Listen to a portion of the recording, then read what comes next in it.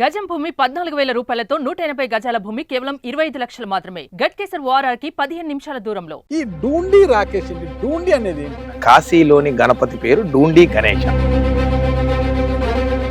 హైదరాబాద్ లో వినాయక విగ్రహం ఇప్పుడు చాలా హల్చల్ చేశారంట. I'm a volunteer. 2015లో ఏపీకి ఎందుకు వచ్చేసారు? చంద్రబాబు నాయుడు గారు అంటే విపరీతమైన ప్యాషన్. ఆయనతో ఒక ఫోటో దిగాలని ఒక ప్యాషన్. ఇక్కడ కూడా ఖైరతాబాద్ వినాయకుడి తరహాలో చేయాలని కోగంటి సత్యం గారిని మీరు అప్పుడు కలిశారు. కోగంటి సత్యం గారి ఎపిసోడు, వినాయక చవితి ఎపిసోడు రెండు వేరు వేరు. ఈ లెక్కల విషయంలో ఎప్పుడు మీ మీద ఆరోపణలు వస్తూనే ఉంటాయి. డూండి వినాయకుడు 4 years చేసాం. 4 years అకౌంట్స్ మీద ఎప్పుడైనా వీఆర్ ఆల్వేస్ ఎవరైనా రావచ్చు, ఎవరికైనా పేపర్స్ ఇస్తాం, ఎవరైనా. ఇప్పుడు కూడా మళ్ళీ కొత్త ఆరోపణ మళ్ళీ వచ్చింది సార్. వరద బాధితుల పేరుతో భారీగా డబ్బులు దండుకున్నాడు. వెల్లంపల్లి గారికి మీకేంటి గొడవ? గతంలో మీరు వెల్లంపల్లి గారి దగ్గరికి వెళ్ళారు కదా, ఆయన మిమ్మల్ని నమ్మకుండా వెనక్కి పంపించేశారంటారు. అది ఒక ఈగో ఫీలింగ్. నేను ఇక్కడ లీడరు, వాడు అక్కడి నుంచి వచ్చి మళ్ళీ వినాయకుడు పెడితేనో ఇంకొక యాక్టివిటీ చేస్తే జనాలు అతను వెనక్కి వెళ్తే నా యొక్క స్టెబిలిటీ తగ్గుద్ది. నువ్వు ఇన్వాల్వ్ అవ్వో, నన్ను చేయొద్దంట. మంచిగా చెప్తే ఎవరి మాట అయినా ఎవరైనా నో చెప్తే నాకు ఊపు వస్తుంది. నో చెబితే మాత్రం బ్రహ్మాండమైన ఊపు. కోగంటి సత్యం గారిని ఎందుకు ఎదిరించలేకపోయారు? మీపై దాడి చేస్తే తెలుగు వాణిజ్య విభాగం ఆంధ్రప్రదేశ్ అసలు ఏం చూసి మీకు ఏం అర్హత ఉందని మీకు అంత పెద్ద పోస్ట్ ఇచ్చారు? ఈ రోజుకి డూండి రాకేష్ గారు పార్టీ అధికారంలోకి చెంది ఉద్యోగాలు ఇప్పిస్తాను, పదవులు ఇప్పిస్తానని చాలా మందితో డబ్బు వసూలు చేస్తున్నారు. ఆధారాలు లేవు కదా, ఉండాలి కదా. మీరెందుకు ప్రభుత్వం వచ్చి రాగానే కొండపల్లి మురళి అలియాస్ కొండపల్లి బుజ్జి గారి మీద దాడి చేయించారంట? సాక్ష్యం ఏంటి? డూండి రాకేష్ ఏమి చేసినా తన చేతికి మట్టి అంటకుండా చేస్తాడు. ఎలాంటి ఆధారం కూడా చిక్కదు. అసలు వెల్లంపల్లి శ్రీనివాస్ గారు వైసీపీ, బోండమ్మ గారు టీడీపీ. ఎందుకు 6 వయసులందరినీ కూడా ఎన్నికల గంపగుత్తగా అమ్మాయిలు అనుకున్నారు? ఏం కథ? మీరు ఇద్దరు ఎందుకు పిలిపించారండి? నేను పిలవను, మా ఆర్గనైజేషన్లో ప్రెసిడెంట్ సెక్రటరీగా ఉన్న వాళ్ళు కూడా పిలవాల. కానీ అతను వచ్చి గొడవ చేశాడు, మా మీద ఇష్టం వచ్చినట్టు కామెంట్. లోకేష్ బాబు గారు నాకు బాగా తెలుసు, లోకేష్ బాబు గారు నాకు బాగా తెలుసు అని డూండి రాకేష్ గారు చాలా గొప్పలు పోతుంటారు. ఎవరికి ఏం కావాలన్నా నేను చేయిస్తానంటూ గొప్పలు పోతుంటారంట. లోకేష్ బాబు గారు మీకు తెలుసు, మీరు లోకేష్ బాబు గారికి తెలుసా? డూండి రాకేష్ గారి యొక్క భవిష్యత్తు లక్ష్యం ఉంది ఎమ్మెల్యే అవ్వాలి.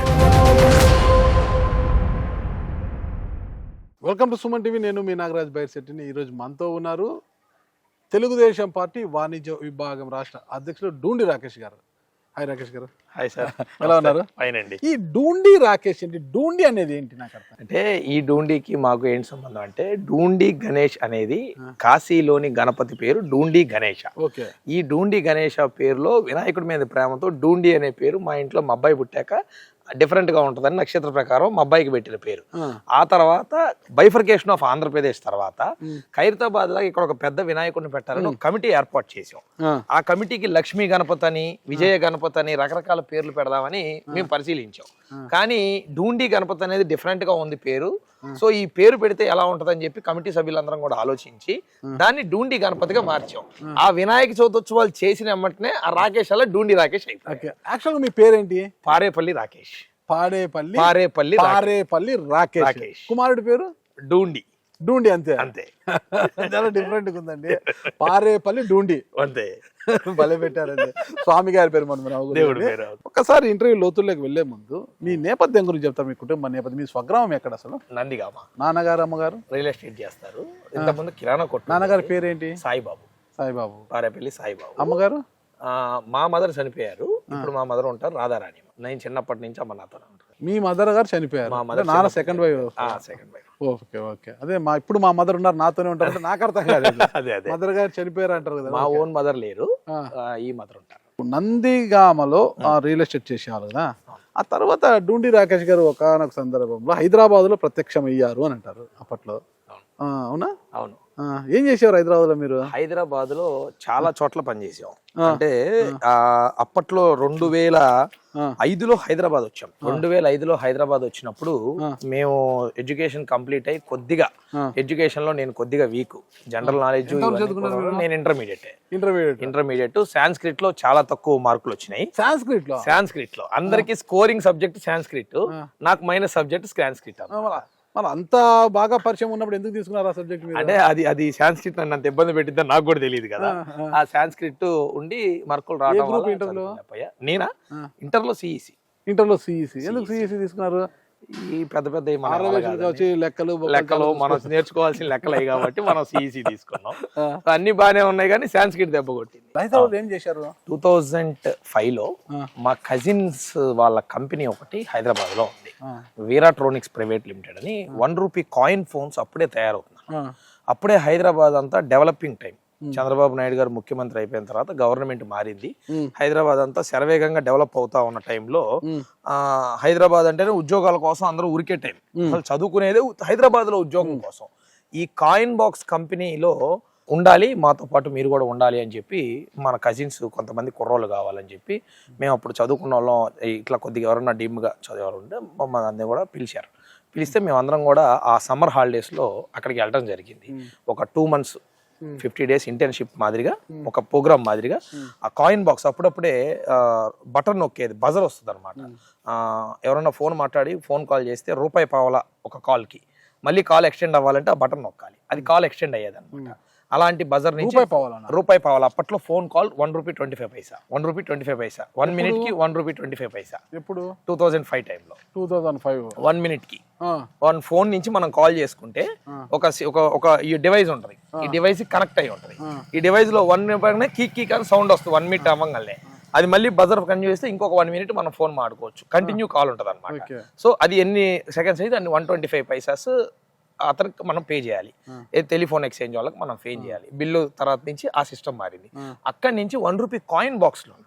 సో అదేంటంటే కాయిన్స్ చేసి మనం ఫోన్ చేసేవాళ్ళు. 1 minute ఒక కాల్ చొప్పున 60 seconds ఒక కాల్ చొప్పున ఉండేది.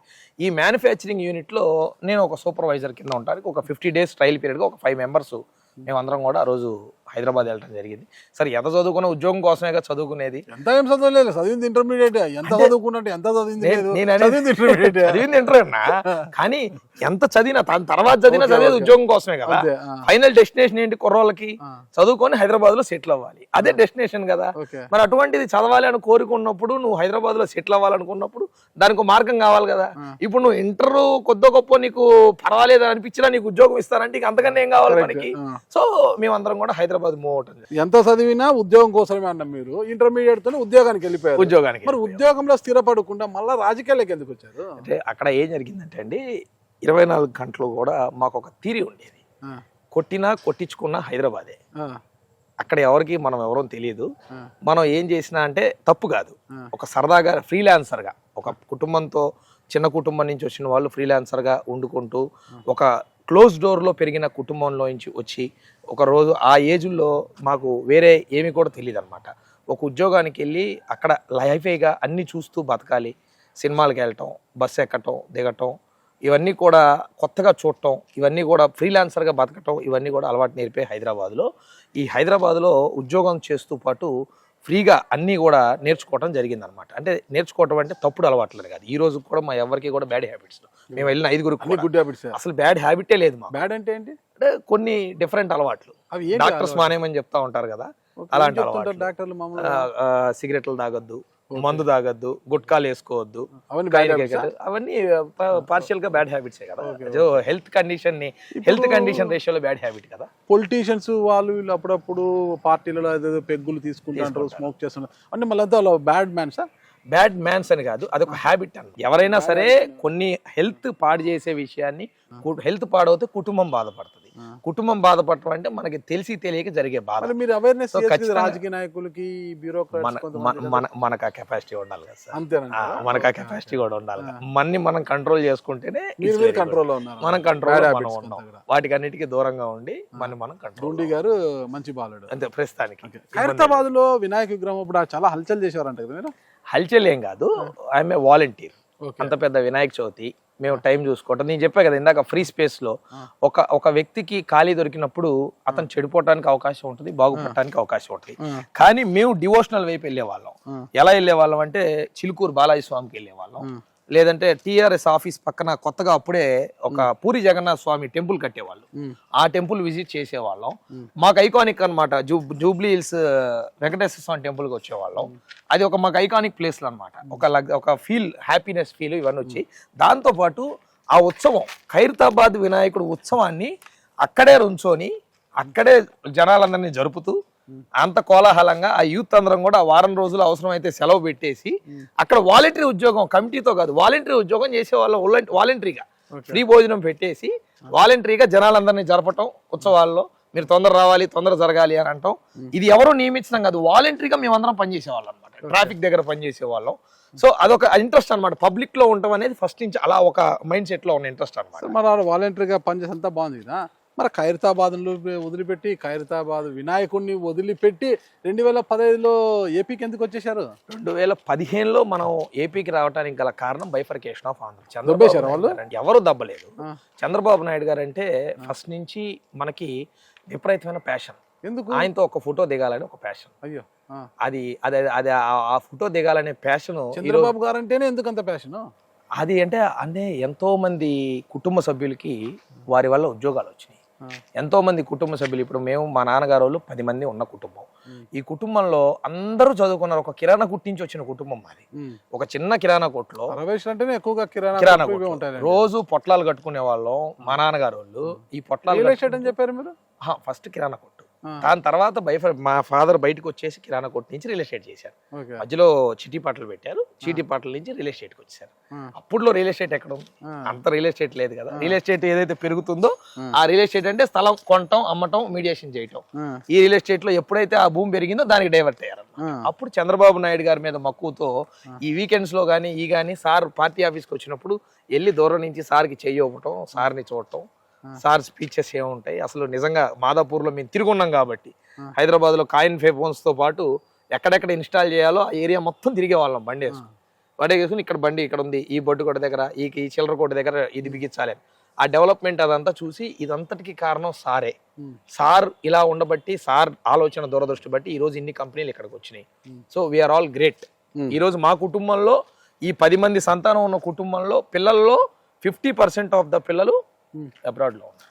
ఓకే, అది మరి 2015లో ఏపీకి వచ్చి రాగానే ఇక్కడ కూడా ఖైరతాబాద్ వినాయకుడి తరహాలో ఇక్కడ కూడా వినాయక విగ్రహం ప్రతిష్ఠించాలి, ఇక్కడ కూడా ఉత్సవాలు చేయాలన్న లక్ష్యంతో కోగంటి సత్యం గారిని మీరు అప్పుడు కలిశారు. వినాయక విగ్రహం ఏర్పాటు కోసము చందాలు కూడా వసూలు చేశారు భారీ ఎత్తున అన్నారు, అవునా? అవునండి. కోగంటి సత్యం గారి ఎపిసోడు, వినాయక చవితి ఎపిసోడు రెండు వేరు. ఇక్కడ ఏం జరిగిందంటే, నేను బైఫర్కేషన్ ఆఫ్ ఆంధ్రప్రదేశ్ తర్వాత విజయవాడ వచ్చాను. విజయవాడ వచ్చి మా జిల్లాలో నేను ఇక్కడ ఊర్లో ఉంటాం కన్నా సిటీలో ఉంటే డెవలప్మెంట్ ఎక్కువ జరుగుతుంది అన్న ఉద్దేశంతో ఇక్కడ స్థిరపడదామన్న ఉద్దేశంతో రావడం ఇదే భవానీపురంలో దిగేసిన తర్వాత అక్కడ ఖైరతాబాద్ మాదిరిగా వినాయక చవితి ఉత్సవాలు ఇక్కడ గ్రాండ్గా చేస్తే బాగుంటాయని ఒక మట్టి వినాయకుడిని ఏర్పాటు చేయడానికి ప్రపోజల్ పెడితే గవర్నమెంట్ నుంచి ఫుల్ ప్లెజర్గా సపోర్ట్ వచ్చింది. కానీ ఫైనాన్షియల్ సపోర్ట్ ఎక్కడి నుంచి రాలా. బాగా స్ట్రగుల్ అయ్యాం ఫైనాన్షియల్ సపోర్ట్ కోసం. కార్యక్రమానికి మీ అందరు రండి, మీ అందరు మెటీరియలైజర్ ఇవ్వండి అని. ఆ టైంలో ఐరన్ కోసం కోగంటి సత్యం గారి దగ్గరికి వెళ్ళిన మాట వాస్తవం. ఈ ఐరన్ బొమ్మకు పట్టే ఐరన్ ఏదైతే ఉందో ఆ ఐరన్ మీరు మాకు ఇవ్వాలి, ఆ ఐరన్ మీరు స్పాన్సర్ కింద ఇవ్వండి అన్న ఉద్దేశంతో ఐరన్ కోసం ఆయన దగ్గరికి మేము వెళ్ళాము. ఐరన్ ఇస్తానని చెప్పారు.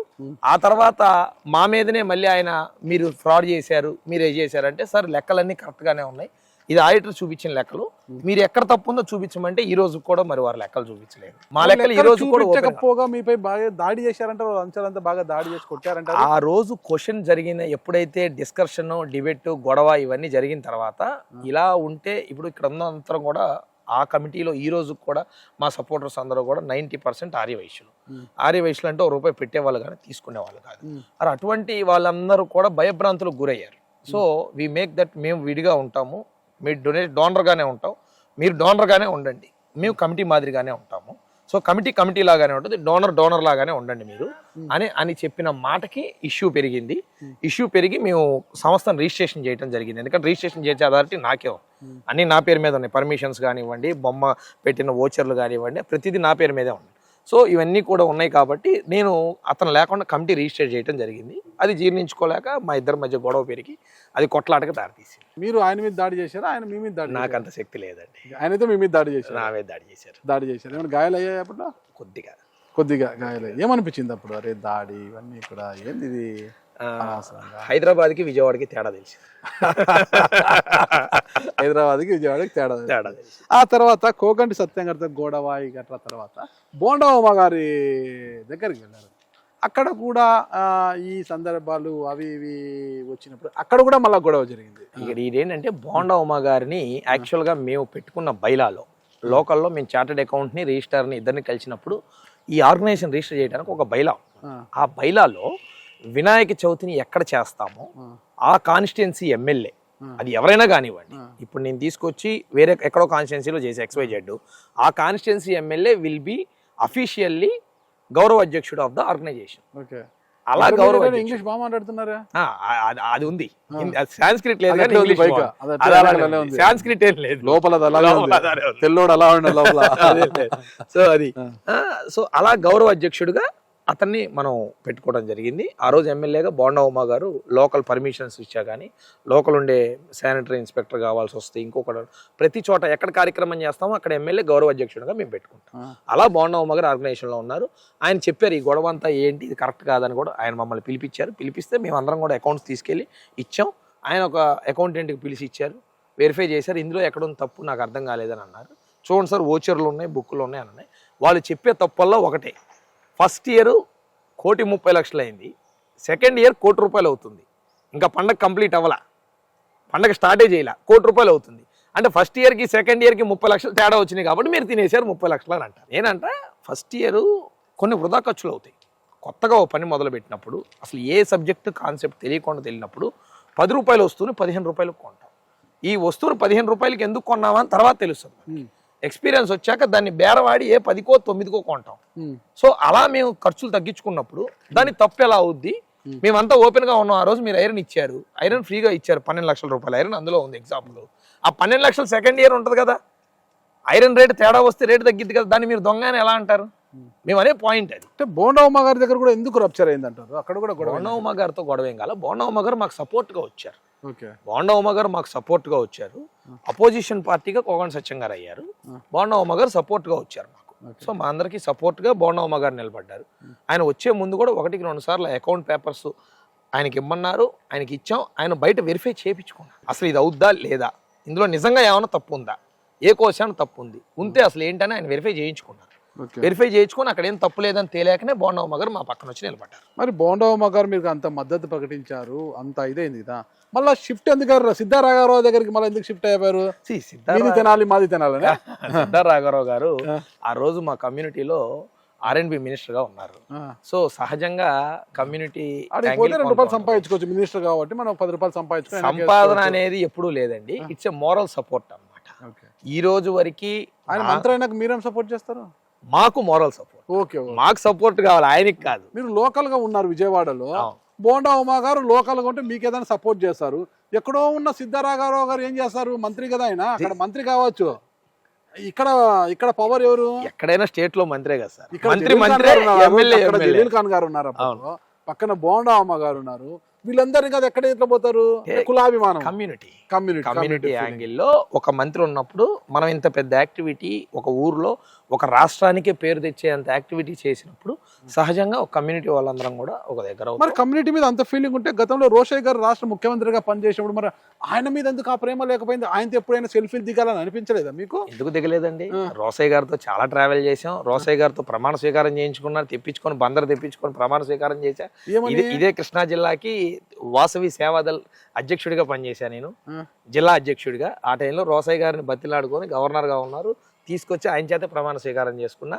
రోషయ్య గారు చనిపోయిన తర్వాత కూడా ఆయన పేరు మీద అసెంబ్లీలో తీర్మానం చేయలేదని గొడవ చేసింది కూడా నేనే. మరి కాంగ్రెస్ పార్టీని ఎందుకు ప్రేమించలేదు మీరు? కాంగ్రెస్ తో కాదు, రోషయ్య గారు అంతే, ఓన్లీ ఏ వివాదం లేని వ్యక్తి రోషయ్య గారు. రోషయ్య గారు ఈ మా క్యాస్ట్ లో అంటే బిజినెస్ కమ్యూనిటీలో ఆ స్థాయికి వెళ్ళిన వ్యక్తి రోషయ్య గారు.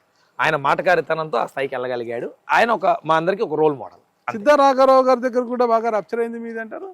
ఏం లేదండి, రప్చర్ అనేది ఎక్కడా లేదు. ఈ ఒక్క విషయంలో మా మీద అనుకోని బురద వేశారు. ఇవాళకి కూడా మేము చెప్తున్నాం సుమన్ టీవీ సాక్షిగా, 3 సంవత్సరాలు వినాయక చవితిని చేసాం. 2015, 16, 17 ప్లస్ ఈ సంవత్సరం చేసాం డూండి వినాయకుడు. 4 ఇయర్స్ చేసాం. 4 ఇయర్స్ అకౌంట్స్ మీద ఎప్పుడైనా వీఆర్ ఆల్వేస్ వెల్కమ్.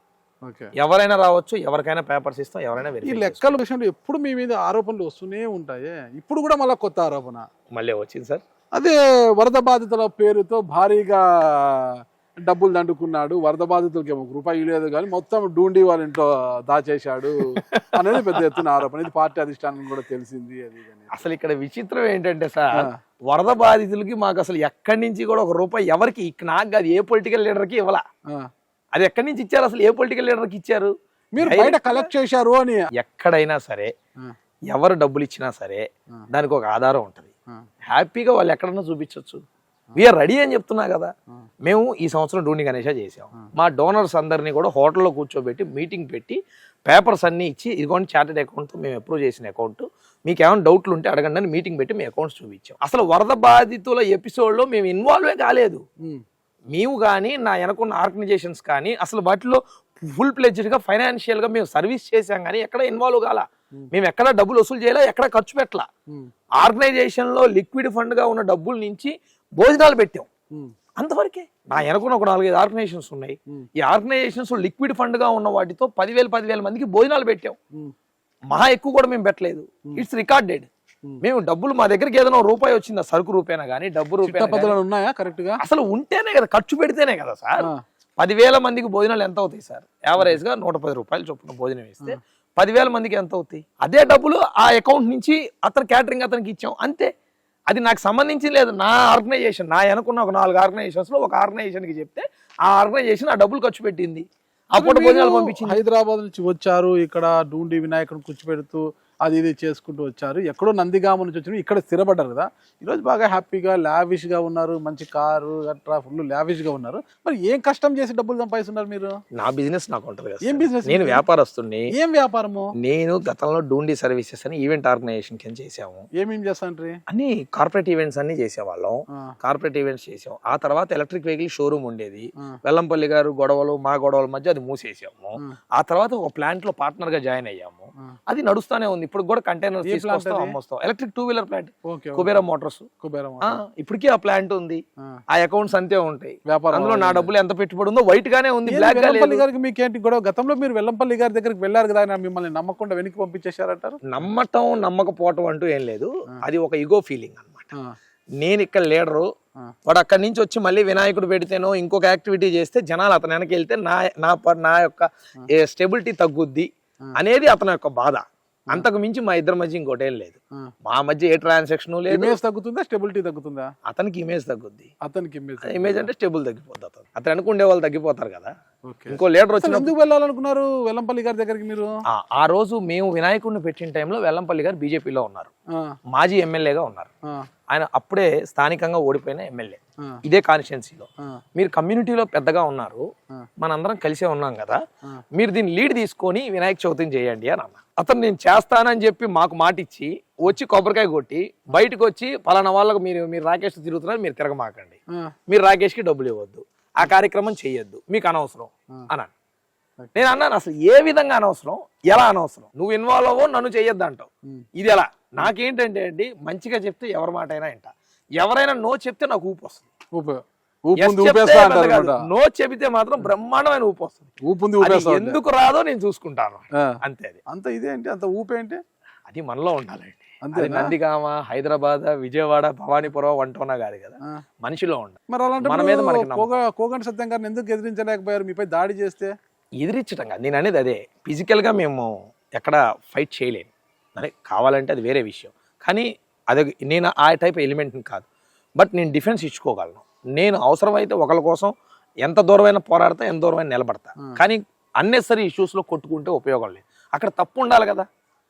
ఆ తప్పు లేనప్పుడు అసలు దాని గురించి మనం ఏం మాట్లాడతాం? తెలుగు వాణిజ్య విభాగం ఆంధ్రప్రదేశ్, తెలుగుదేశం పార్టీ వాణిజ్య విభాగం ఆంధ్రప్రదేశ్ అధ్యక్షులు మీరు. అవునండి. అసలు ఏం చూసి మీకు ఏం అర్హత ఉందని మీకు అంత పెద్ద పోస్ట్ ఇచ్చారు? వాణిజ్య విభాగం అధ్యక్షులుగా ఒక పెద్ద వ్యాపారవేత్త కాదు, మీ సామాజిక వర్గంలోనే ఎవరికైనా కష్టం వస్తే ఆర్థికంగా సాయం చేసే పరిస్థితి లేదు, ఏమీ లేదు. మరి ఏం చూసి మీకు ఆ పోస్ట్ ఇచ్చారు? మీరు అడిగిన మాట మంచి మాట. మా సామాజిక వర్గంలో ఎవరికి అవసరం వచ్చినా నా దగ్గరికి వస్తారు. వాళ్ళకి డబ్బుతో అయ్యే పని ఒకటి గురించి మేము మాట్లాడలేదు. ఏదైనా సరే ఏ కష్టం వచ్చినా సరే అన్న మాకు ఇబ్బంది ఉంది, మమ్మల్ని ఇక్కడ ఇబ్బంది పెడుతున్నారు, మీరు మాకు అండగా నిలబడండి అని ఈ రోజు కూడా రాష్ట్రంలో ఏ మూల కష్టం వచ్చినా కూడా మొట్టమొదట ఫోన్ గానీ మొట్టమొదటి గడప గానీ వాళ్ళు తొక్కేది నా దగ్గరే. అది ఎవరైనా కానీ. ఎందుకు అంటే ధైర్యంగా ఇబ్బందుల్లో ఉన్నవారు పక్షాన్ని నిలబడతా కాబట్టి. ఎంత ధైర్యంగా అంటే ఏటి గన్నారం ఈ కాన్స్టిట్యున్సీ నాకు వాణిజ్య విభాగం అధ్యక్షుడిగా ఇచ్చాక నేను చెప్పట్లా, ఇవ్వక ముందు నేను చెప్తాను. ఏటి గన్నారం అనే విలేజ్ లో ఇది అయ్యన్న పాత్రుడు గారి కాన్స్టిట్యున్సీ. మేము ఓడిపోయి కరెక్ట్ గా 3 నెలలు అయింది. ఒక వైశ్యుడిని అన్ఎక్స్పెక్టెడ్ గా ఒక గుడి కేసులో అరెస్ట్ చేసి గుడి ముందు ఉన్న వినాయకుడి విగ్రహం దానికి దెబ్బ తగిలింది, చెయ్యి ఊడిపోయింది, చెయ్యి కొట్టారు. అది నువ్వే కొట్టావని ఎదురుగా ఉన్న కొబ్బరికాయలు కొట్టుని తీసుకెళ్లి అరెస్ట్ చేసి లోపల పెట్టింది వైసీపీ ప్రభుత్వం. ఆ గుడి మీద రోజు కొబ్బరికాయలు అమ్ముకొని బతికే ఆ వ్యక్తికి ఆ కేసుకి సంబంధం ఎలా అవుతుంది? దాని సాక్ష్యాలు ఏమైనా ఉన్నాయా? ఫుటేజ్ ఏమైనా ఉందా మీ దగ్గర? అసలు అతని మీద మీరు ఎలా పెడతారు అని అంటే అతని ఇంట్లో ఆ టైంలో లైట్లు వేసి ఉన్నాయా అని. ఇది రాంగ్ అని చెప్పి పోరాడి అతని మీద బెయిల్ కోసం తీసి, నాకు తెలిసి అతని పేరు కూడా నాకు గుర్తులేదు ఇవాళకి కూడా. ఇలా అనేక సందర్భాలు ఎవరికి ఏ కష్టం వచ్చినా వాళ్ళు ఎవరో కూడా నాకు తెలియదు. నాకు ఇంటిమేషన్ వస్తే అర్ధరాత్రి నా కారు నేను వేసుకొని, నా డ్రైవర్ నేను పెట్టుకొని, నా ఆయిల్ నేను పోసుకొని వాళ్ళకి వెళ్ళి పోలీస్ కేసు పడ్డా సరే వాళ్ళకు అండగా నిలబడి పోరాడి వాళ్ళకి ఇష్యూ క్లియర్ చేసి రావటం వరకు నేను పోరాడు. ఆ తర్వాత వాళ్ళకి నాకు మళ్ళీ ఎటువంటి రిలేషన్ ఉండదు. ఇలా ఎన్నో ఇష్యూస్ లో వాళ్ళకి అండగా. అలాంటి కమిట్మెంట్ చూసే ఇచ్చారు అది తెలుగుదేశం పార్టీ వాణిజ్య విభాగం కమిట్మెంట్. అలాంటి కమిట్మెంటే పార్టీకి కావాలి. ఇప్పుడు మీరు చెప్పే నా మీద ఎన్ని అవినీతి ఆరోపణలైనా చేయొచ్చు, సాక్ష్యం కావాలి కదా. సాక్ష్యాలు లేవు కాబట్టే ఇది అయిపోతుంది. ఇప్పుడు ఈ రోజుకి డూండి రాకేష్ గారు పార్టీ అధికారంలోకి చెంది ఉద్యోగాలు ఇప్పిస్తాను, పదవులు ఇప్పిస్తానని చాలా మందితో డబ్బు వసూలు చేస్తున్నారు. అదంతా కూడా అధిష్టానానికి తెలుసు. అంటే ఆధారాలు లేవు కదా, ఉండాలి కదా. అదే ఆధారాలు లేవు కదా. అధిష్టానం అయినా ఎక్కడైనా రాకేష్ ఇలాంటి యాక్టివిటీస్ అనేది ఇంటర్నల్ గా ఎక్కడైనా చెప్పినట్టు ఆధారం ఉందా? అదే లేదు కదా. ఎక్కడ అసలు ఏ రోజైనా సరే ఇప్పుడు కాదు నేను చెప్పేది 2005లో హైదరాబాద్ లో నా కెరియర్ స్టార్ట్ అయింది. ఇవాళ 2024. ఇన్ని సంవత్సరాల కాలంలో ఎక్కడైనా సరే ఒక రిమార్క్ ఉంటే దయచేసి తీసుకొని రమ్మనండి, వీఆర్ రెడీ. మాట ఏముంది సార్, ఏ రాయైనా ఇయ్యచ్చు సార్, తప్పే ఉంది. పళ్ళున్న చెట్టుకే రాళ్ళు పడతాయి. నాకు చాలా బాధగా ఉందండి. నేను లా చేశానండి, నాకు బొట్టు ఇంగ్లీష్ రాదు. మీరు ప్రతి 10 నిమిషాలకు ఇంగ్లీష్ మాట్లాడుతున్నారు. మీరు నాకు బాధగా ఉందండి. అలా ఏం కాదు, అంటే దాన్ని కూడా బాధపడితే ఎట్లండి నాగరాజు గారు. ఇంత బాగా ఇంగ్లీష్ మాట్లాడతాను, నేను లా చదువుకొని ఇంగ్లీష్ మాట్లాడలేదు. నేను సాంస్క్రిట్ మాట్లాడలేను, మీరు మాట్లాడతారు. అది అసలు రాదు నాకు, దాని గురించి అసలు మాట్లాడలేను. అది వసూలు చేయట్లేదా? ఉద్యోగాలు ఇప్పిస్తాను, అది ఎప్పుడు పోస్ట్ ఇప్పిస్తాను, కార్పొరేషన్ పదవులు ఇప్పిస్తాను. అసలు ఎందుకు మరి బయట ఇట్లాంటి ఆరోపణలు వస్తున్నాయి మీకు? వస్తాయన్న, ఎందుకనంటే అధిష్టానానికి దగ్గరగా తిరిగే వ్యక్తుల్లో నేను ఒకన్నాను అందరూ అనుకుంటారు. ఎందుకంటే అనుకుంటారు అంతే, మీరేం తిరగరు. అట్లా నేను తిరగలేదు కదా. ఈ రోజుకి నా పని ఉన్నప్పుడు మట్టికే నేను వెళ్తా. నా పని లేనప్పుడు ఎప్పుడు ఒకళ్ళ కోసం తీసుకెళ్లి రిఫర్ చేయటం కానీ, ఒకళ్ళని తీసుకెళ్లి వీళ్ళకి ఈ పదవి ఇవ్వండి అని చెప్పడం కానీ ఈ రోజు వరకు మా పార్టీలో ఈ టర్మ్ ఆ సిస్టమ్ లేదు. నేను ఎవరిని రిఫర్ చేసింది లేదు. ఎవరెవరో నాకు ప్రొఫైల్స్ తీసుకొచ్చి ఇస్తాం, మాకు హెల్ప్ చేయండి అని చెప్పినా నాకు అక్కర్లేదు, మీ లోకల్ ఎమ్మెల్యే లెటర్ తీసుకోండి అని ప్రతి ఒక్కరికి చెప్పి అదే చెప్పాను. అంతా సాయం ఉందా మీకు? లోకల్ ఎమ్మెల్యే లెటర్ తెస్తే పార్టీలోకి పోయి రెఫర్ చేసేంత వరకు ఉందా మీకు? చేయడానికి తప్పే ఉందన్న. ఇప్పుడు ఏ హోదా ఉంది మీకు? నేను వాణిజ్య విభాగం రాష్ట్ర అధ్యక్షుడిని. వి హావ్ ఏ లయబిలిటీ మాట ఉంటుంది కదా. అవన్నీ కూడా పార్టీకి అనుబంధ విభాగాలే కదా, పార్టీకి కాదు కదా. పార్టీ అనుబంధ విభాగాలు కదా. అనుబంధ విభాగ అధ్యక్షుడికి ఇంత పవర్ ఉందా? అనుబంధ విభాగ అధ్యక్షులు అంటే పార్టీకి పట్టుకొమ్మలు లాంటి వాళ్ళు. పార్టీ లీడర్స్ ఎంత ఇంపార్టెంట్, అనుబంధ విభాగ అధ్యక్షులు అంత ఇంపార్టెంట్. పార్టీకి ఏ రకమైన వర్క్ ఉన్నా చేసేది అనుబంధ విభాగాలు. ఎప్పుడు అందరు మీ పైన దాడి చేస్తుంటారు, మీరెందుకు ప్రభుత్వం వచ్చి రాగానే కొండపల్లి మురళి అలియాస్ కొండపల్లి బుజ్జి గారి మీద దాడి చేయించారంట? ఏంటి మీ పైన గొడవ? ఇది కూడా సాక్ష్యం లేని ఆరోపణేనండి. నేను ఎక్కడ సాక్ష్యం ఏది? హైదరాబాద్ లో ఉన్నా. అసలు డూండి రాకేష్ ఏమి చేసినా తన చేతికి మట్టి అంటకుండా చేస్తాడు, ఎలాంటి ఆధారం కూడా చిక్కదు. నాగరాజు గారు మీ ముందు నేనున్నా, అంత పెద్ద మాట నాకు సూట్ అవుద్దంటారా? అమ్మా అమ్మా అమ్మా అమ్మా, మీ ముందు ఎంత అండి, హనుమంతుని మీద కుప్పు గంతుల. అలా ఏమి లేదు. పార్టీకి ఒక ఇంటెలిజెన్స్ వ్యవస్థ ఉంటది, పార్టీకి ఒక రిపోర్ట్ ఉంటది, ప్రతి కాన్స్టిట్యున్సీలో పార్టీ లీడర్స్ ఉంటారు, ఎవరు చేశారు ఎందుకు చేశారు అన్నీ ఉంటాయి. నాకు అసలు ఎవరిని దాడి చేయాల్సిన అవసరం నాకు లేదు. నేను అసలు దాడి చేసింది ఎవరు? కొట్టారు సంథింగ్, ఎవరో సమ్ ఇక్కడ భవానీపురంలో ఏదో ఇల్లీగల్ అఫైర్ కి సంబంధించి ఎవరో సమ్ రెడ్డిస్ కి సంబంధించి ఇంతకు ముందే నడిచింది వాళ్ళ గవర్నమెంట్ లోనే ఇష్యూ నడిచింది. మీకు కొండపల్లి బుజ్జి అంటే వెల్లంపల్లి శ్రీనివాస్ గారికి ఒక రైట్ హ్యాండ్ లాంటి వారు. మీకు వెల్లంపల్లి శ్రీనివాస్ గారికి ఏంటి గొడవ? అసలు ఎన్నికల ముందు కూడా వెల్లంపల్లి శ్రీనివాస్ గారి నీకు సిగ్గుందా, అది ఉందా, ఇది ఉందా అని చెడా మడ వాయించేస్తాను. అసలుకి నేను అనేది ఏంటంటే అండి, ఇప్పుడు నేను వాణిజ్య విభాగం అధ్యక్షుడిగా ఉన్నా. సరే, నేను 60% కమ్యూనిటీ కోసం చేస్తున్నా, 40% అవుట్ ఆఫ్ ద కమ్యూనిటీలో ఎవరున్నా వాళ్ళకు కూడా నేను హెల్ప్గా నిలబడతాను. మీరు అన్నట్టు ఫైనాన్షియల్గా నేను చేయకపోయినా అంతకన్నా పెద్దది డబ్బున్న వాళ్ళకు కూడా డబ్బుతో అవ్వలేని పనులు చాలా ఉంటాయి. అవన్నీ కూడా నేను వాళ్ళకి ఫ్రీ ఆఫ్ మోడ్లో ఆ కష్టాన్ని, ఆ బాధని, ఆ మైండ్ రిలీఫ్ని నేను వెళ్ళి ఫ్రీ ఆఫ్ కాస్ట్లో ₹1 నా పెట్రోల్ దింపోసుకొని నేను వాళ్ళకి పని చేసి వాళ్ళందరికీ. డీజిల్ బండి? నాది డీజిల్. సో నా బండిలో petrol are diesel what ever it may, fluid అదే కదా, ఆ బంక్ లో కొట్టాల్సిందే కదా, డీజిల్ కి సపరేట్ బంక్ లేదు కదా. సార్ మీ బండి డీజిల్ కదా, పెట్రోల్ కొట్టించండి. కొట్టిస్తే పోదు అదే కదా, అదే కదా, కొట్టించండి. పోదు కదా, మీరు అన్నారు కదా, అదే కదా ఫ్లూయిడ్ అన్నారు కదా, ఏది కొట్టిస్తే ఏముంది అనేది ఏంటంటే బండిని డీజిల్ బండి అయినా సరే పెట్రోల్ బంక్ పెట్రోల్ బంక్ అనే అంటాం కాబట్టి దాన్ని అలా వాడతాం, అంతకు మించి ఇంకోటి లేదు. సో ఇలా ఉన్నప్పుడు నీకు ఒక అవకాశం వచ్చింది, ఒక మాజీ మంత్రివి, అప్పుడు ప్రస్తుత మంత్రివి, ఇప్పుడు మాజీ మంత్రివి, నీకు ఒక టీం ఉంటుంది, ఒక అధికార పార్టీ, ఇంతమంది వైశ్యాస్ మీద దాడులు జరిగి ఇంతమంది వ్యాపారస్తులు రోడ్డు మీదకి వచ్చి బోర్ను ఏడుస్తూ ఉంటే నువ్వు ఎందుకు నిలబడవు? ఇన్ని గుళ్ళు నీ శాఖలో దేవాలయాల మీద ఇన్ని దాడులు జరుగుతూ ఉంటే నువ్వు ఎందుకు బయటికి రావు? నువ్వు జంజం వేసుకుంటావు కదా, నువ్వు ఎందుకు బయటికి రావు? నీకు దేవుడి మీద భక్తి ఉంది కదా, నువ్వు కూడా సాటి వైశ్యుడివే కదా. వైశ్యులు అంటే బ్రాహ్మిన్స్ తర్వాత అత్యధికంగా దేవుడిని పూజించే వాళ్ళలో దాన ధర్మాలు చేసే వాళ్ళు ఆర్య వైశ్యులు. నువ్వు ఇంత ఉన్నవాడివి, ఇంత చేసేవాడివి, ప్రతిరోజు నేను బొట్టు పెట్టుకొని నేను ఇది తిరుగుతాను తిరిగేవాడివి, నువ్వు ఎందుకు ఒక్కదానికి కూడా నువ్వు అండగా నిలబడాల? So it's a political game. So you are unfit. మీరు పూర్తిగా టీడీపీనే కదా? నేను టీడీపీ మనసులో ఫుల్గా టీడీపీ ఉంది కదా, ఫుల్గా నో డౌట్. అందులో డౌట్. నాకు అర్థం కాలేదు, ఎన్నికలకు ముందు ఆర్యవైశ్యులతో ఒక సమావేశం నిర్వహించి ఆ సమావేశానికి బోండా ఉమా గారిని, వెల్లంపల్లి శ్రీనివాస్ గారిని ఇద్దరిని పిలిపించారు. అసలు వెల్లంపల్లి శ్రీనివాస్ గారు వైసీపీ, బోండా ఉమా గారు టీడీపీ. ఎందుకు ఆర్యవైశ్యులందరినీ కూడా ఎన్నికల గంపగుత్తగా అమ్మాయిలు అనుకున్నారా? ఏం కథ, మీరు ఇద్దరిని ఎందుకు పిలిపించారండి? ఇక్కడ ఈ దీనికి మీరు సమాధానం తెలుసుకోవాలి. విజయవాడ ప్రజలకైతే అన్ని తెలుసు. యాక్చువల్గా మేము బోండా ఉమా గారిని పిలిచి ప్రమాణ స్వీకారం చేసాం. అది మా ఆర్గనైజేషన్ ఆర్యవైశ్య మహాసభ తరపున నిర్వహించిన ప్రమాణ స్వీకారం. దానికి వెల్లంపల్లి సీనియర్ అనే వ్యక్తిని మేము పిలవాల, నేను పిలవను, మా ఆర్గనైజేషన్ లో ప్రెసిడెంట్ సెక్రటరీగా ఉన్న వాళ్ళు కూడా పిలవాల. కానీ అతను వచ్చి గొడవ చేశాడు, మా మీద ఇష్టం వచ్చినట్టు కామెంట్ చేసి. బోండా ఉమా గారికి వెల్లంపల్లి గారికి గొడవ జరిగింది కదా, అక్కడ గొడవ జరిగింది, కానీ నన్ను కదా అరెస్ట్ చేసింది. నేను అనేది అదే. సో ఒక వ్యక్తి వచ్చినప్పుడు గౌరవించాలి. అతను స్థానికంగా అభ్యర్థి బోండా ఉమా గారు, అతను వచ్చినప్పుడు ఎవరైనా సరే గౌరవించాలి. మేము పిలిచాం, ప్రమాణ స్వీకారం చేసే వాళ్ళు పిలిచారు, మేము పిలిచాం.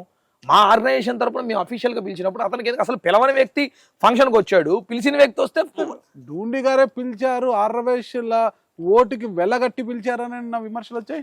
ఏమీ లేదండి, అసలు మేము అనేది ఎప్పుడు కూడా నేను చేసే ఏ కార్యక్రమం అఫీషియల్గా చేసినా అన్అఫీషియల్గా చేసినా చివరికి ఇంట్లో ఫంక్షన్ చేసుకున్నా కూడా అతన్ని నేను పిలవను. శత్రువు మీకు? అతను నన్ను పిలవడు, నేను అతను పిలవను. అంటే బిహేవియర్, అతని బిహేవియర్ నాకు నచ్చలేదు. అతని బిహేవియర్ నచ్చితే అది వేరే విషయం. ఎవరినైనా బియాండ్ ద పాలిటిక్స్ ఒక రకంగా ఉంటాం, కానీ బిహేవియర్ నచ్చలేదు నాకు. అతను నచ్చనప్పుడు ఐ డోంట్ కేర్. సూపర్ అండి. మీరు ఎక్కడో నందిగామ నుంచి హైదరాబాద్ విజయవాడ పశ్చిమ నియోజకవర్గం వచ్చి వెల్లంపల్లి గారి బిహేవియర్ నచ్చక మీరు దూరం ఉంటున్నారంటే మీరు చాలా గ్రేట్ అండి. అసలు డూండి గారు అంటే చాలా గ్రేట్ అండి. పార్టీలో ఒకటే వినిపిస్తుంటాను ఇటీవల కాలం, డూండి రాకేష్ గారు, లోకేష్ బాబు గారు నాకు బాగా తెలుసు అని డూండి రాకేష్ గారు చాలా గొప్పలు పోతుంటారు. ఎవరికి ఏం కావాలన్నా నేను చేయిస్తానంటూ గొప్పలు పోతుంటారంట. అది సహజము పార్టీలో ఉన్నప్పుడు. లోకేష్ బాబు గారు నాకు తెలుసు అనేది. లోకేష్ బాబు గారు మీకు తెలుసు, మీరు లోకేష్ బాబు గారికి తెలుసా? అది తెలుసా తెలీదా అనేది వికట్ట హాసం. అది ఎస్వి రంగారావు టైప్ లో నవ్వారు, అంటే రాజనాల టైప్ లో నవ్వారు. అది ఫస్ట్ దాంట్లోనే మోడిఫికేషన్ ఉంది. మీరు అడిగిన క్వశ్చన్ లో లోకేష్ బాబు గారు నాకు తెలుసా లేదా అన్నదానికి పార్టీకి, పార్టీ క్యాడర్కి అందరికీ తెలుసు. ఎందుకంటే మేము కలిసి ట్రావెల్ చేసాం, కలిసి ఎన్నో ప్రయాణాలు చేసాం, ఎన్నో మీటింగులు పెట్టాం. అనుబంధ సంస్థగా ఒక వాణిజ్య విభాగం అభివృద్ధికి ఎన్నోసార్లు వారిని మీటింగులు దీన్ని తీసుకొని రావడం జరిగింది. 21 అనుబంధ సంఘాలున్న తెలుగుదేశం పార్టీలో లోకేష్ గారు అటెండ్ అయిన ఏకైక అనుబంధ సంఘ మీటింగ్ వాణిజ్య విభాగం. 3 గంటల సేపు వచ్చి మా మీటింగ్లో కూర్చొని ఆ. మా మీటింగ్ ప్రజల సమస్యలు విని నా వాణిజ్య విభాగం ఆధ్వర్యంలో నిర్వహించిన రాష్ట్ర వ్యాపారస్తుల సమావేశానికి వచ్చి ఆయన పనిచేసి ఆయన చెప్పి ఆ సమస్యలు తెలుసుకొని వెళ్ళారు. ఆ తర్వాత పాదయాత్రలో కూడా మేము అనేక మీటింగులు పెట్టాం. యువగలం పాదయాత్రలో చాలా భుజానికి ఎత్తుకున్నారంట పాదయాత్ర మీరు? నేను ఒక టీం లీడర్ అండి అందులో. Okay. I am the one of the అప్పుడు party. తిరిగారు అంతా చేశారు, తర్వాత లోకేష్ గారికి మీరు గుర్తున్నారా? 100% ఉన్నారు ఎప్పుడైనా ఉన్నాం. లోకేష్ గారు అలా మర్చిపోయే వ్యక్తి కాదండి. ఓకే. అయితే తప్పు చేస్తే ఖచ్చితంగా లోకేష్ గారు ఇమీడియట్ గా దిస్ ఈజ్ రాంగ్ అని చెప్పేస్తారు. ఓకే. అది ఏ సందర్భం అయినా ఏమైనా సరే. ఆ. రెండోది నేను ఇందాక చెప్పాను, ఇట్స్ మోడిఫికేషన్ అనుకోండి, సబ్మిషన్ అనుకోండి, ఏదైనా అనుకోండి. లోకేష్ బాబు గారు నాకు తెలుసు అనేది ఎంత నిజమో, నేను పని చేపిస్తానని ఒక్కళ్ళను కూడా నేను ఎప్పుడు కూడా పిలవలేదు, అడగలేదు. ఓకే. కనీసం ఒక ఫేవర్ కూడా బాసును కాదు కదా, పార్టీ దాకా కూడా నేను తీసుకెళ్ళలేదు. ఓకే. ఇంకొకటి, ఒక వార్డు మెంబరు చాలా హంగులు పోతూ ఉంటారు, ఏ పార్టీ అయినా కానివ్వండి, బియాండ్ ద పాలిటిక్స్. ఒక వార్డు మెంబర్ అవ్వగానే ఒక 4 కార్లు, ఇంటి నిండా జనము, ఒక హడావిడి, జెండాలు ఇవన్నీ ఉంటాయి. నేను రాష్ట్ర అధ్యక్షుడిగా పనిచేసి ఉన్నా కూడా ఎప్పుడూ నా కారులో నేను ఒక్కడనే వెళ్తా తప్ప జనాలతో కానీ హంగామాతో కానీ నేను ఎప్పుడూ కనబడను, ఎప్పుడూ ఉండను. నేను నా డ్రైవర్ తప్ప మాతో ఇంకెవరూ ఉండరు. నేను హంగు ఆర్భాటాలకి దూరంగానే ఉంటాను. అర్థమవుతుంది. ఎప్పుడు దూరంగానే బండ్లో ఒకరే వచ్చారు మా దగ్గర, ఎప్పుడు దూరంగానే ఉంటాం. మీకు తెలుగుదేశం పార్టీ వాణిజ్య విభాగం రాష్ట్ర అధ్యక్షుడు ఇచ్చారు కదా, అంతకుముందు నగర అధ్యక్షుడిగా ఉన్నారు వాణిజ్య విభాగానికి. కానీ రాష్ట్ర అధ్యక్షుడిగా వెళ్ళినప్పుడు అప్పటి ఎంపీ కేసినేని నాని గారు అడ్డు తగిలారు, అసలు మీకు ఇవ్వడానికి ఆయన ససేమిరా అన్నారు కదా. ఎందుకు ఆయనకు మీకు ఏంటి, ఆయన సీనియారిటీ, ఆయన వయసు అన్ని తీసుకుంటే ఎక్కడో ఆయన, మీరు చాలా యువకుడు, ఎందుకు అడ్డుపడ్డారు ఆయన? విజయవాడ అర్బన్ జిల్లా పార్టీగా ఉన్నప్పుడు నేను టౌన్కి వాణిజ్య విభాగం అధ్యక్షుడిగా పనిచేస్తున్నాను. ఆ రోజు ఇప్పుడు ప్రస్తుత ఎమ్మెల్యే, అప్పుడు కేంద్ర మంత్రి వర్యులు సుజనా చౌదరి గారి చేతుల మీదుగా మురళీ ఫార్చ్యూన్లో వ్యాపారస్తులందరి సమక్షంలో ప్రమాణ స్వీకారం చేయించుకొని ఉన్నాను. గవర్నమెంట్ పోయిన తర్వాత వెల్లంపల్లి శ్రీనివాస్ గారు మంత్రి అయ్యారు. ఈ ప్రాంతంలో ఇంకొక కమ్యూనిటీకి సంబంధించిన వ్యక్తి ఎదగటం వారికి ఇష్టం లేదు. ఇది ఫస్ట్ నుంచి వెల్లంపల్లికి నాకున్న వైరం. దానికి నాకు కేసినేని నానికి ఉన్న వైరంలో వెల్లంపల్లి శ్రీనివాస్ కేసినేని నాని గారితో చెప్పి మన అన్ని రకాలకు కూడా అడ్డుకోవడం జరిగింది. ఎటువంటి పరిస్థితుల్లో వాడికి పోస్ట్ పడకూడదు, జిల్లా అధ్యక్షుడు అడుగుతా ఉన్నాడు, వాడు కొద్దిగా బాగా యాక్టివ్, బాగా ఫోర్స్ అని చెప్పని. అప్పుడు మేము ఆఫీస్లో మాట్లాడుకొని ఇక్కడ లోకల్ నాయకులు సపోర్ట్ తీసుకొని నేను స్టేట్ అధ్యక్షుడు అవుదాం అనుకున్నా, మీరు నాకు సపోర్ట్ చేయండి అని చెప్పానంటే, ఓ ట్రై చేద్దాం, స్టేట్ అధ్యక్షుడు చేయాలి అంటే అది మా చేతిలో పని అయితే కాదు, పెద్ద అయినా చిన్న అయినా ఉండాల్సిందనంటే నంద్యాల బై ఎలక్షన్ టైంలో పార్టీ కోసం కమ్యూనిటీ ఓట్ బ్యాంక్ని కానీ వ్యాపారస్తుల ఇష్యూస్ని కానీ టర్న్ చేసాం. ఆ రోజు సిద్ధారాఘరావు గారు, టీజీ వెంకటేష్ గారితో కలిపి ఆ రోజు గ్రౌండ్ లెవెల్లో పనిచేసిన రిపోర్ట్స్ బాబు గారి దగ్గర. నేను ఎప్పుడైతే పదవి అడిగానో పాత రిపోర్ట్లు టాలీ చేసుకొని ప్రస్తుతం ఉన్న నాయకుల్ని లెక్కలేసుకొని నా ట్రాక్ రికార్డు లెక్కేసుకొని ఆ రోజు పెద్ద సార్ కానీ చిన్న సార్ కానీ నన్ను అధ్యక్షుడిగా అనౌన్స్ చేయడం జరిగింది. సో ఏదైతే వాళ్ళు జిల్లా అధ్యక్షుడు ఆపినా నేను రాష్ట్ర అధ్యక్షుడు అవ్వగలిగాను. టీజీ వెంకటేష్ గారు అంటే ఆర్ర వయసులో చాలా గౌరవమైన వ్యక్తి, చాలా గౌరవంగా చూస్తారని పెద్ద ఆయన కూడా ఒక పెద్ద వ్యాపారవేత్త, మంచి ఇండస్ట్రియలిస్ట్, చాలా గొప్పవారిగా చూస్తారు. ఆయన ఆశీస్సులు మీకున్నాయా? నాకు టీజీ వెంకటేష్ గారితో పరిచయం తక్కువ అండి, పరిచయం భరత్ గారితో పరిచయం ఎక్కువ. ఎందుకంటే మేము నంద్యాల బై ఎలక్షన్ లో కలిసి తిరిగాము. సిద్ధారాఘరావు గారితో ఉన్నప్పుడు రాఘరావు గారు టీజీ గారితో చెప్పి తీసుకొచ్చేవాళ్ళు. ముఖ పరిచయాలు ఉన్నాయి మా ఇద్దరికి. బట్ హీఈస్ బీజేపీలో ఉండేవాళ్ళు, మేము అధికార పార్టీ కాదు, ఒకటే పార్టీ, ఎప్పుడైనా ఒక పార్టీయే, అధికారంతో సంబంధం లేదు.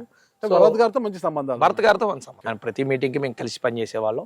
కమ్యూనిటీలో ఉంది, మేము 2-3 లీడర్సే, మేము అందరం కూడా జాయింట్ గానే ఉంటాం. ఆయన మంత్రి అయినా ఎమ్మెల్యే అయినా ఎమ్మెల్యే టికెట్ గా పోటీ చేస్తే ఎప్పుడు వీఆర్ ఆల్ యూనిటీగా ఉన్నాం. సరే, వాణిజ్య విభాగం అధ్యక్షులుగా ఉన్న మీరు రాష్ట్రంలోని ఆర్ర వయసుల సమస్యల పట్ల, వాళ్ళ సమస్యల పరిష్కారానికి ఏ విధంగా కృషి చేస్తున్నారు? ఇప్పుడు ఆల్రెడీ ఇవన్నీ కూడా గతంలో పాదయాత్రలోనే లోకేష్ గారితో దాదాపు 6 మీటింగులు పెట్టి లోకేష్ గారు నోటీస్కి తీసుకెళ్ళడం జరిగింది. ఇందులో మెజారిటీ ఆఫ్ ద అంశాలని బిజినెస్ పరంగా, వైశ్యాస్ పరంగా ఏమేమి ఉన్నాయనేది 2గా డివైడ్ చేయడం జరిగింది. ఈ రెండింటిని కూడా లోకేష్ గారికి సబ్మిట్ చేసి దాని రకంగానే హామీలు మేనిఫెస్టోలో పెట్టించడం జరిగింది. ఆ మేనిఫెస్టో ఒక్కొక్కటి అమల్లోకి వస్తున్నాయి కాబట్టి ఆ ప్రాబ్లమ్స్ అన్ని క్లారిటీ అయితే ఇట్ విల్ బి ఫైన్. ఫైనల్గా రాష్ట్రంలో పక్కన పెడితే విజయవాడ పశ్చిమ రీజన్లో ఆర్ర వయసులో చాలా ఇష్యూస్ ఉన్నాయన్నమాట.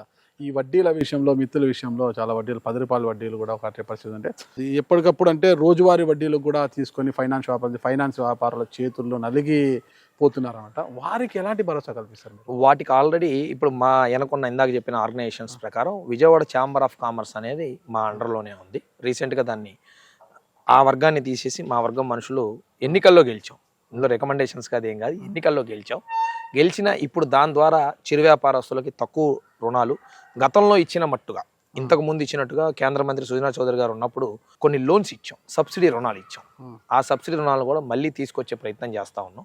అంటే 3 lakhs రూపీస్ కనుక మనం లోన్ తీసుకున్నట్టయితే 1 lakh రూపీస్ సబ్సిడీ వస్తుంది. 2 lakhs వితౌట్ ఇంట్రెస్ట్ వెనక్కి కట్టే విధంగా ఇది తీసుకొచ్చే వెసులుబాటు ఉంది.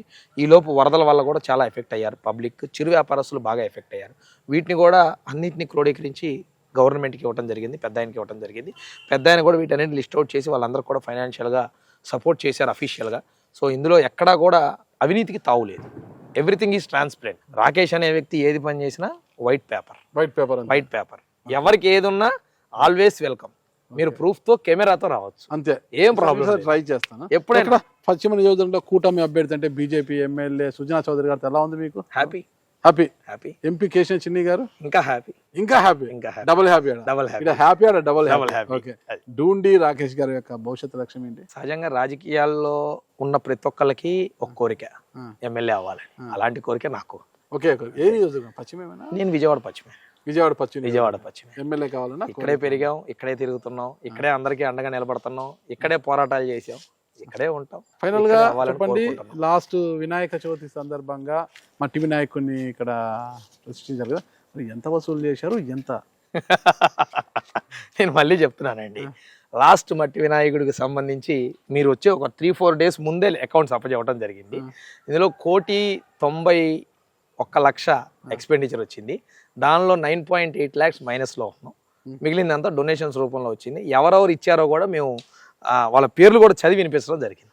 మీటింగ్ పెట్టి భోజనాలు పెట్టి వీళ్ళు డొనేషన్స్ ఇచ్చారని.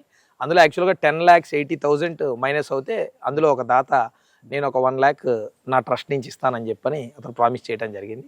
సో 1 lakh కనుక ఆయనకి వచ్చి 9,80,000 ఇవాళకి కూడా మైనస్లో. ఓకే, పశ్చిమ నియోజకవర్గం నుంచి ఎమ్మెల్యే కావాలనుకున్నారు. జలీల్ ఖాన్ గారు కన్నడలో పడుకొని చూసుకోండి. జలీల్ ఖాన్ గారు ఆయన కుమార్తెను తెర మీదకి తెస్తున్నారు. ఇకపోతే మైనార్టీ విభాగం నుంచి కూడా చాలా మంది ఆశావాహులు. సుజనా చౌదరి గారు కూడా ఉన్నారు. ఇక్కడ బీజేపీ నుంచి వచ్చిన కూటమి అభ్యర్థిగా ఉన్నారు. భవిష్యత్తులో మీరు ఎమ్మెల్యే కావాలన్న ఆకాంక్షను బయట పెట్టారు కాబట్టి మీరు ఎంతమందికి ఈ నియోజకవర్గంలో విలన్ కాబోతున్నారు నేనైతే విషయం గుడ్ లక్ చెప్తున్నాను. ఎమ్మెల్యేగా డూండి రాకేష్ నన్ను వచ్చి ఇంటర్వ్యూ చేయాలి. తప్పనిసరిగా. Wish good luck. Thank you అండి.